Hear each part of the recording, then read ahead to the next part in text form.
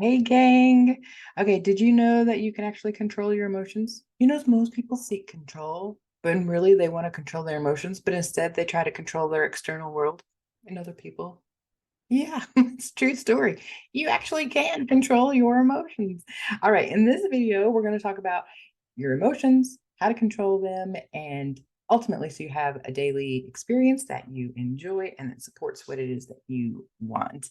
And I know you would love to maintain control of your emotions and heal your trauma. So drop me a line below and I will shoot you my book, Rebel Rising, where it has the number one most effective tool that I use with all my clients to heal their trauma. For those of you who don't know me, I'm Contessa Akin. I'm the best emotional well-being coach that there is. I've coached close to 1,000 women over the last 15 years to heal their trauma, calm their nervous system, and empower them to rise up against the odds being their past. And in every video you get from me, you get at least one actionable item that you can use today so that you can take back what was taken from you, and that is peace, safety, and trust. All right, in this video, let's talk about your emotions and how to control those. Okay, I was like getting on my soapbox a little too early there in the beginning because oftentimes people want to control, to have control. They are seeking the sense of control, and they do that by trying to control other people, controlling their environment. We can talk about like controlling their food intake, their exercise, right? Like there's all kinds of things that you can control. Control your money, control your beliefs, control your religion, control everything. Kids, dogs. I mean, like if you want some control, let's face it, there's lots of stuff out there that is up for grabs. But really, whenever I'm talking with clients, especially in my group program about control, what they're really seeking is control over their emotions. So let's talk about your emotions, right? Like emotions can be very varied and wide and all the way from super elated to super depressed and everything in between. But oftentimes, what I find is people have a set of emotions that they repeat every single day. So for me, in the past, what I used to experience every day would be sadness, grief, depression, anger, frustration, guilt, shame. There was a pattern there. And really, when if you would have met me say 15 years ago, that would have been it. There would have been no happy, no elation, no joyful, none of that stuff, right? So fast forward to today, I just wanted to like give you guys a glimpse. Right after doing a lot of the work, of course, I create all this stuff for myself. I go out and learn it, I create for myself, and then I share with you guys. So what I learned from doing the work is that now my pattern, it kind of varies, right? I go from sadness to anger to frustration, but I also have another side. I have some joy, I have some elation, I have some ease, I have some relaxation. So there's a wide, varied, a good balance of emotions there, if you will, right? And all emotions are here to serve us and have a message. They have, what's the word I'm looking for here? They have something to teach us, wisdom. That's the word I'm looking for. They have wisdom for us. They have guidance, right? Every emotion is a part of us and has a role to play in our everyday lives. So, step number one, record your emotions for the day and do this for at least 3 days, five ideal, but after 3 days, you'll start to notice a pattern. Just write down the emotions that you experienced over the course of your day. And you can do that as they come up journal, or you can do it as a reflection at the end of the day where you look back and you say, oh, I felt happiness there, or I felt madness there, or I felt frustration, or I felt betrayed or isolated or indifferent, whatever the emotion was that you felt. Just keep a log, and you don't have to keep it for the rest of your life. We're just talking about a couple of days here, but notice the emotions that come up for you.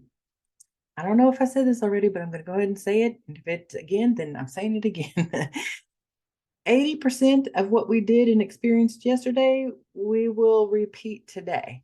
That's just how our brains operate and are wired. Our brain seeks comfort, seeks familiar, and it seeks out samesies. So if you felt a set of emotions yesterday, I can almost guarantee you're going to experience those same set of emotions today.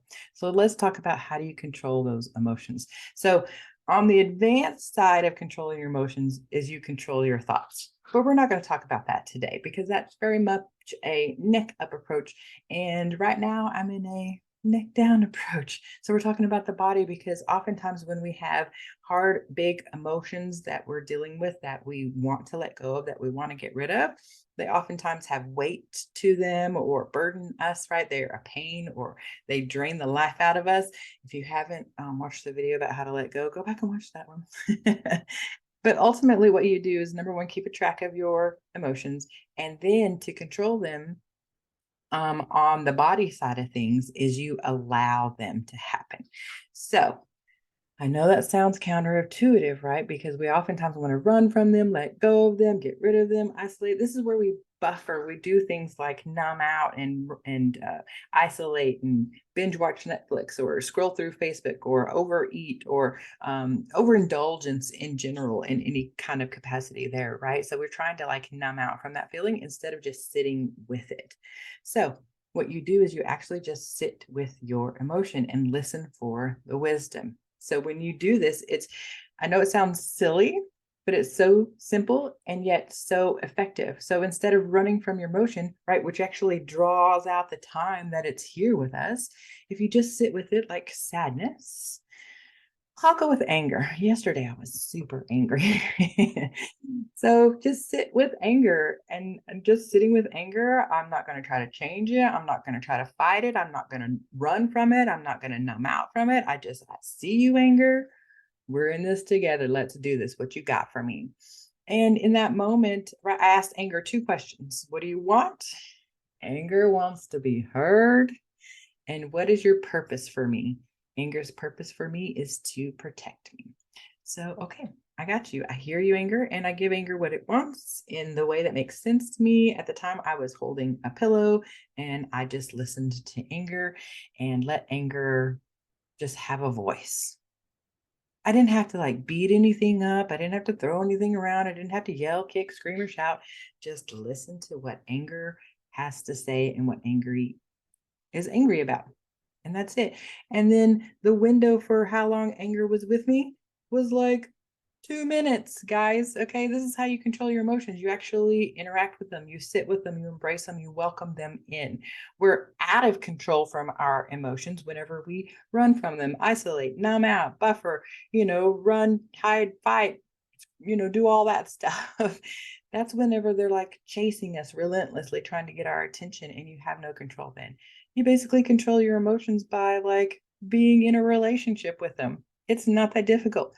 Guys, they're not that scary either. They have wisdom for you.